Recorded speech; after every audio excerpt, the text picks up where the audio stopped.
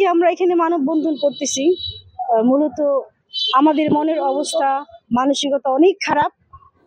গতকাল মৃত্যুর সাথে লড়াই করে আমাদের ছেড়ে চলে গিয়েছেন আসিয়া, মাগুরা জেলার 8 বছরের শিশু আসিয়া। মৃত্যুর সাথে লড়াই করে সে গতকাল মারা গিয়েছেন। পরিবারের আমাদের বাচ্চাদের এখন আমরা ভয় পাচ্ছি, নিজের ঘরে রেখে যেতেও ভয় পাচ্ছি, স্কুলে পাঠাতে ভয় পাচ্ছি।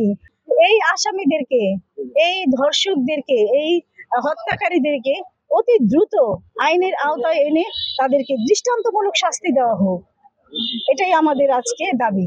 বাগেরহাট জেলার তেজস্থানী থানার সভাপতি নিজাম কাজীকে হত্যার প্রতিবাদে সন্ত্রাসীদের দৃষ্টান্তমূলক শাস্তির দাবিতে আজকে আমাদের জিয়া মঞ্চ ঢাকার জেলার উদ্যোগে মানববন্ধন নবাবগঞ্জ শহীদ মিনারে।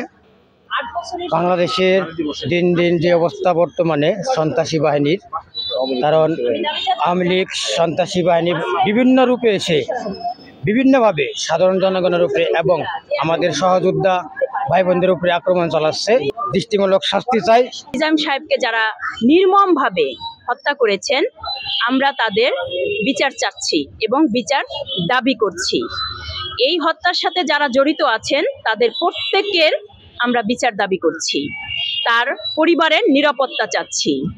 সেই আসিয়াকে যে আপন পরিবার ধর্ষিত করেছে, সেই ধর্ষকদের 48 ঘন্টার ভিতরে বিচার দাবি করছি।